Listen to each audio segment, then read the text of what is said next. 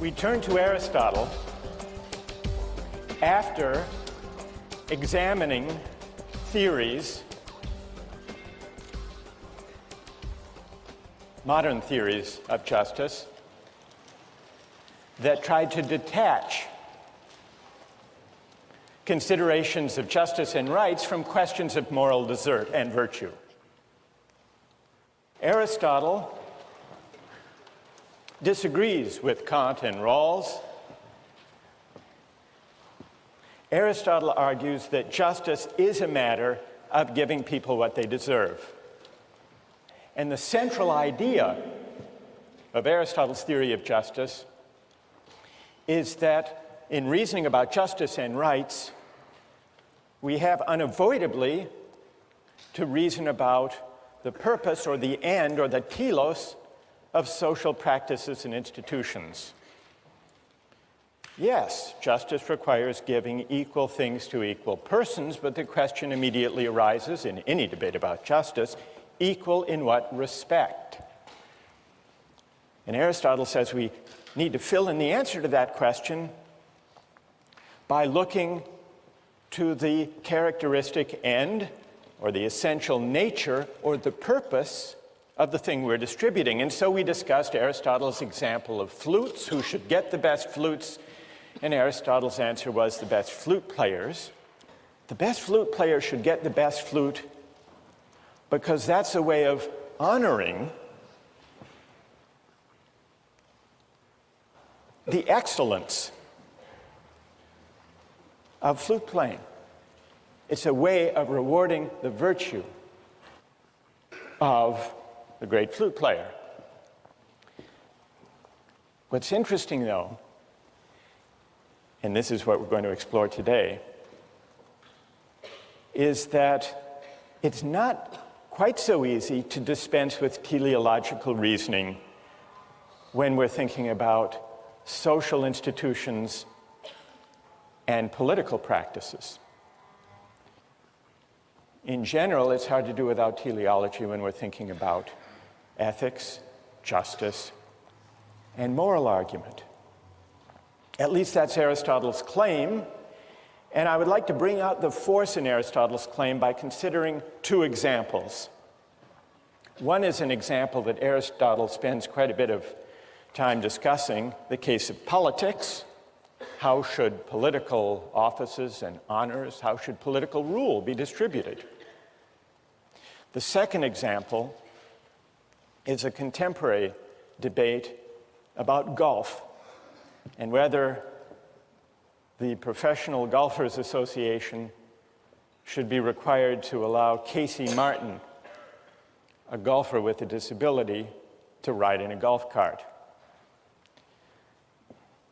Both cases bring out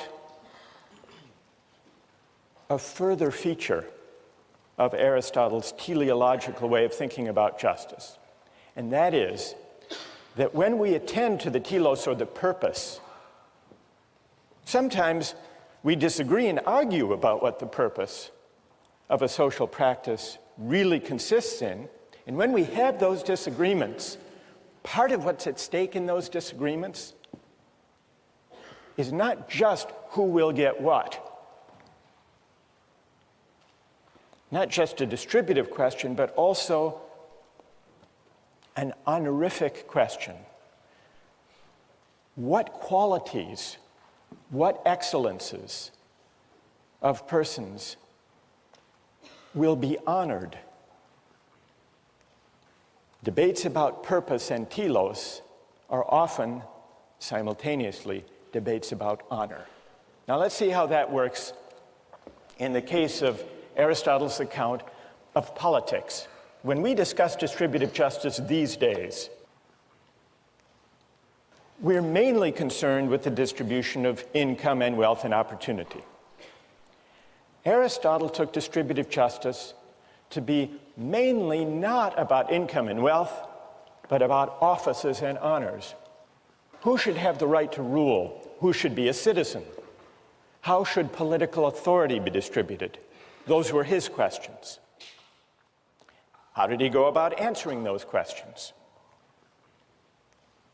Well, in line with his teleological account of justice, Aristotle argues that to know how political authority should be distributed, we have first to inquire into the purpose, the point, the telos, of politics.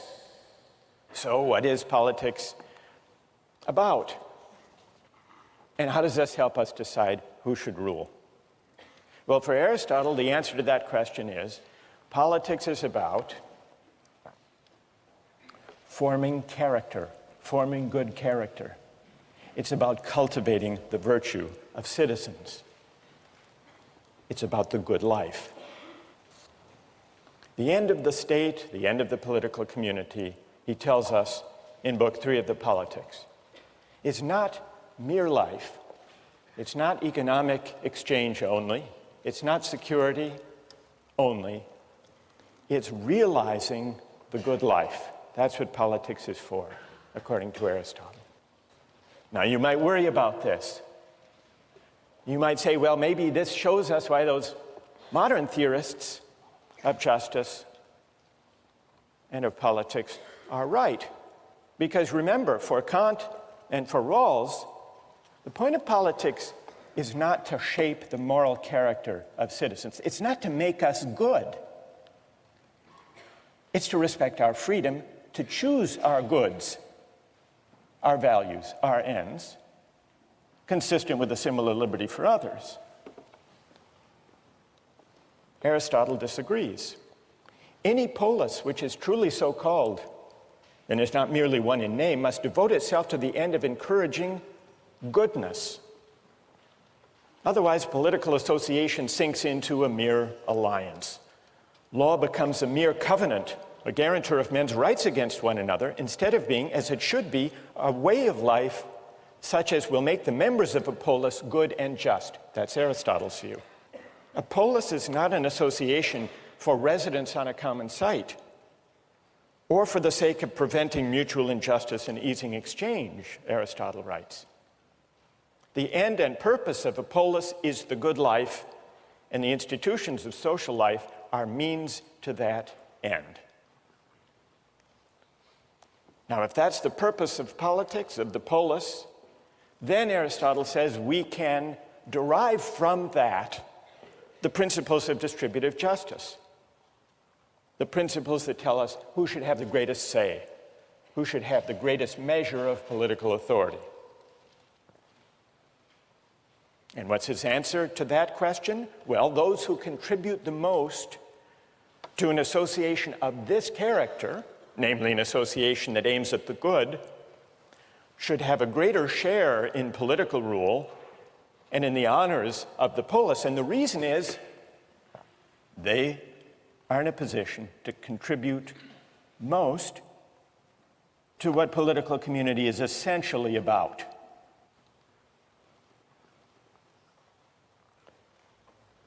Well, so you can see the link that he draws between the principle of distribution for citizenship and political authority and the purpose of politics. But why, you'll quickly ask, why does he claim that political life, participation in politics, is somehow essential to living a good life? Why isn't it possible for people to live perfectly good lives, decent lives, moral lives, without participating in politics? Well, he gives two answers to that question.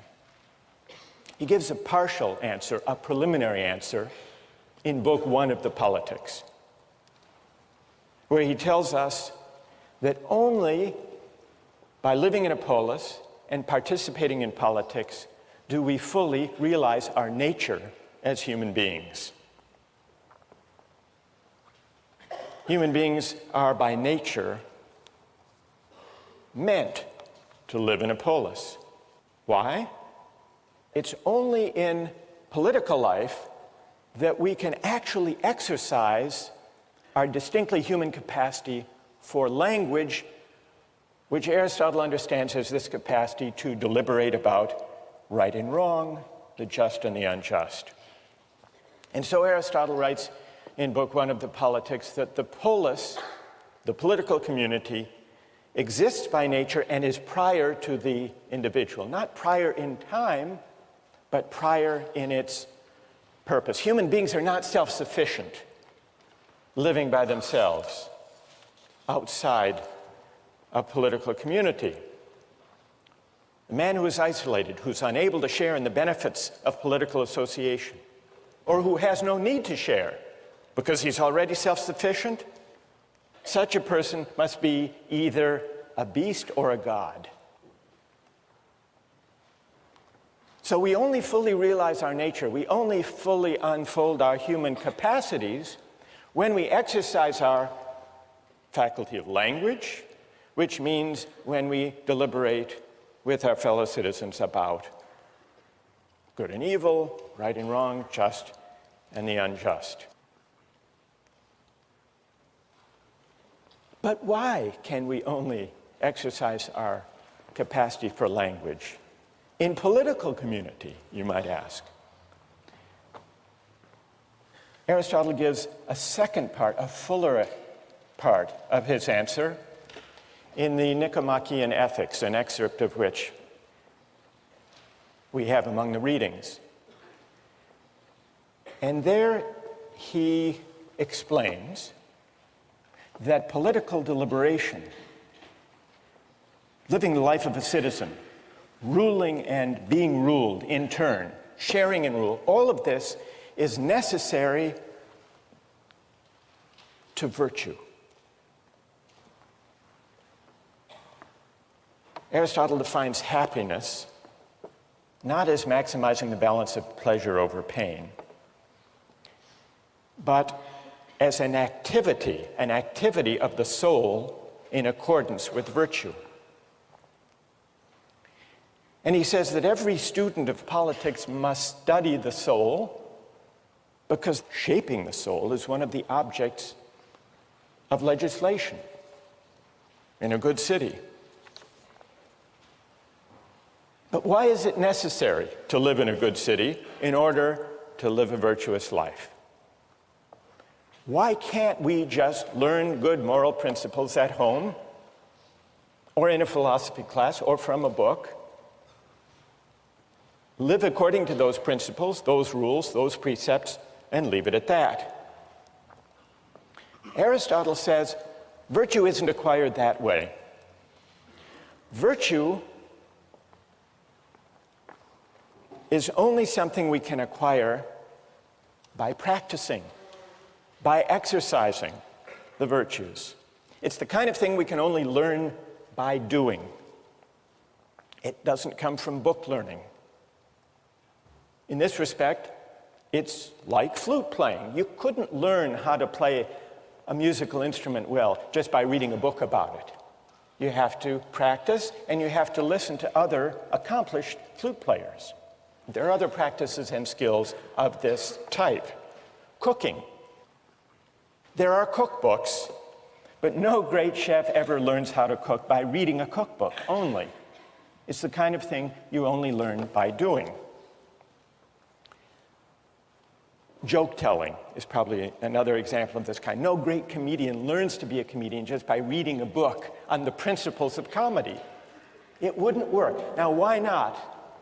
What do joke telling and cooking and playing a musical instrument have in common, such that we can't learn them just by grasping a precept or a rule that we might learn from a book or a lecture? What they have in common is that they are all concerned with getting the hang of it, but also, what is it we get the hang of when we learn how to cook or play a musical instrument or tell jokes well? Discerning particulars, particular features of a situation.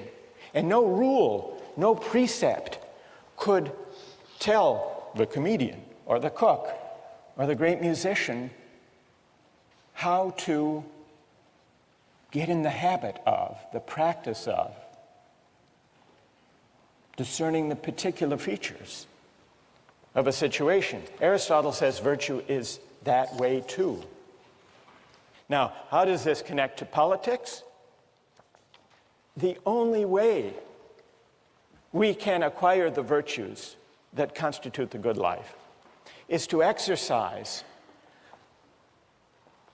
the virtues, to have certain habits inculcated in us, and then to engage in the practice of deliberating with citizens about the nature of the good.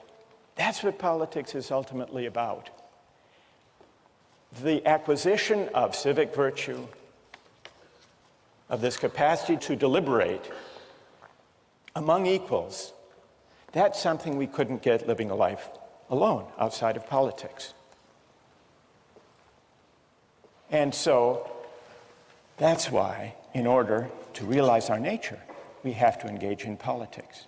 And that's why those who are greatest in civic virtue, like Pericles, are the ones who properly have the greatest measure of offices and honors. So, the argument about the distribution of offices and honors has this teleological character, but also an honorific dimension. Because part of the point of politics is to honor people like Pericles. It isn't just that Pericles should have the dominant say because he has the best judgment and that will lead to the best outcomes, to the best consequences for the citizens. That's true, and that's important.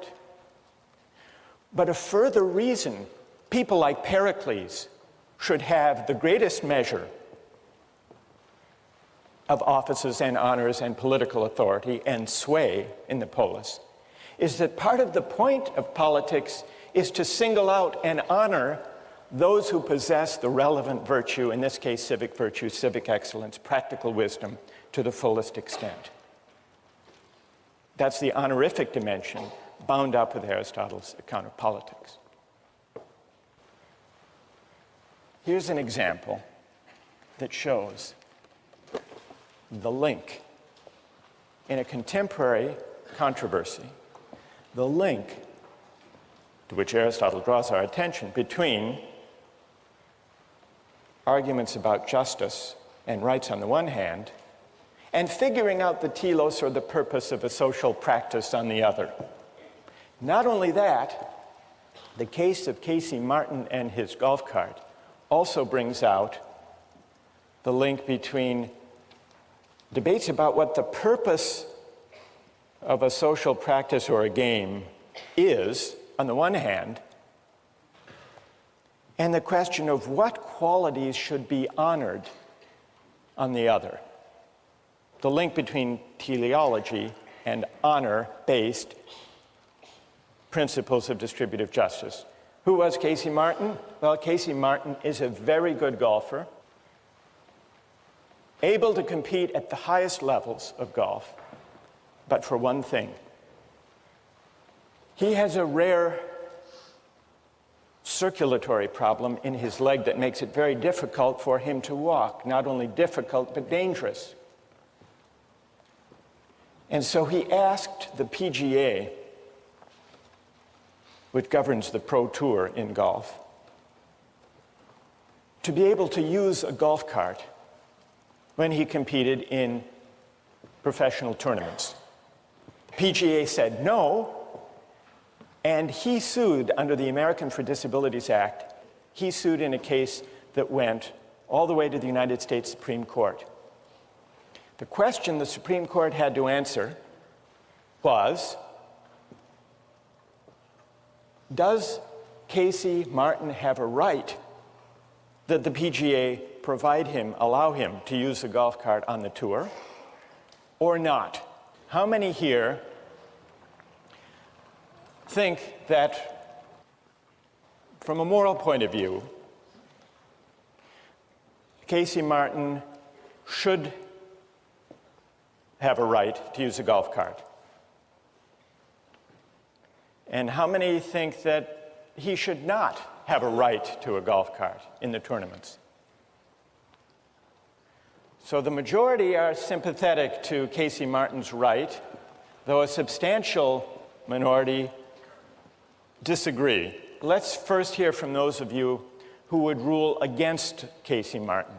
Why would you not say that the PGA must give him a golf cart?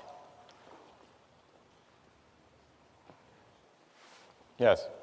Since the inception of golf, because it's been part of the sport, it's now intrinsically part of golf, walking the course. And thus, because it's intrinsic to golf, I'd argue that not being able to walk the course is just not being able to perform an aspect of the sport which is necessary to performing it at a professional level. Good. Stay there for a minute. What's your name? Tommy. Are you a golfer, by the way, Tom? Not so much, but yeah, a little bit. Are there any golfers here? I mean, real golfers? Thank you, Professor. That was... No. I'm just taking your word for it. Who are there? Is there someone here on the golf team? Yes? Tell us your name and tell us what you think. My name is Michael, and I usually take a cart, so probably the probably the wrong person to ask. Is that why your hand went up slowly when I... Yes. All right. But Tom is saying, Tom said a minute ago that at least at the professional level, walking the course is essential to the game. Do you agree? I would, yes. You do? Then why do you take a cart? And you call yourself a golfer? No, no. I'm kidding. What do you say to that? When I have walked a course, it does add tremendously to the game. Makes it a lot harder, it really does. Yeah?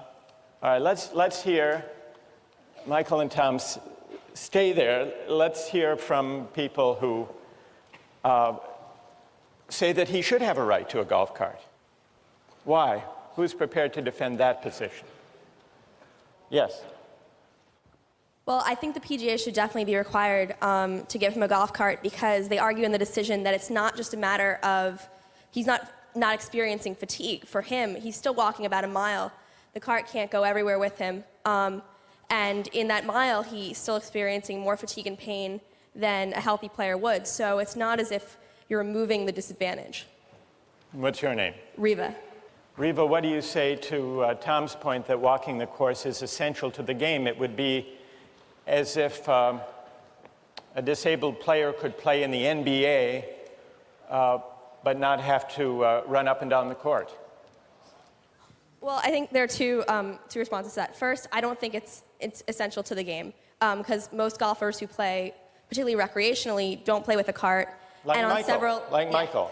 And right. On several of the tours, you can play with a cart. On the Senior PGA Tour, on the Nike Tour, in a lot of the college events, and those events are just as competitive and just as high level as the PGA Tour. So really, it's just a matter of selective reasoning if you argue that it's an important part of the sport. But even if it is, he still does have to walk. He still plays golf standing up. It's not as if he's playing golf from a wheelchair. All right.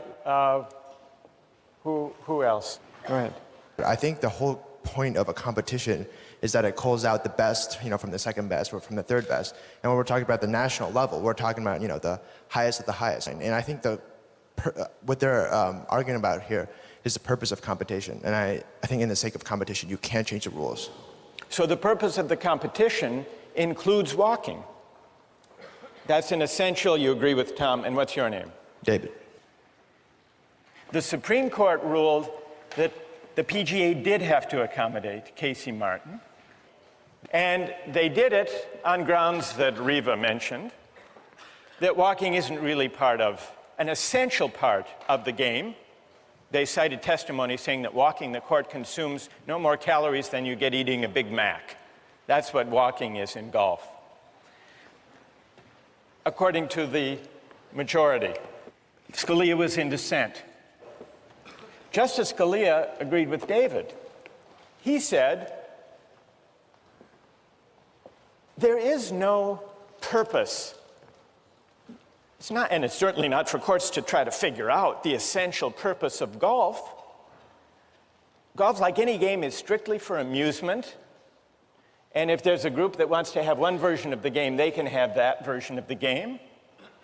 And the market can decide whether people are amused and like and show up for that and watch the television broadcasts. Scalia's dissent was an anti-Aristotelian dissent. Because notice two things about the argument. First, we're thrust into a discussion about what the essential nature or purpose or telos of golf really is. Does it include walking? And here's something I think is rumbling beneath the surface of this debate. Whether walking partly determines whether golf is really an athletic competition. After all, the ball sits still. You have to put it in a hole. Is it more like basketball, baseball, and football, golf, an athletic competition? Or is it more like billiards? The ball sits still there, too. You can be out of shape and succeed. It involves skill, but not athletic skill. Could it be that those professional golfers who excel at golf have a stake in golf being honored and recognized as an athletic event, not just a game of skill like billiards? And if that's what's at stake, then we have a debate about the purpose, the teleological dimension, and also a debate about honor. What virtues, really, does the game of golf honor and recognize? Two questions to which Aristotle directs our attention. We'll continue on this case next time.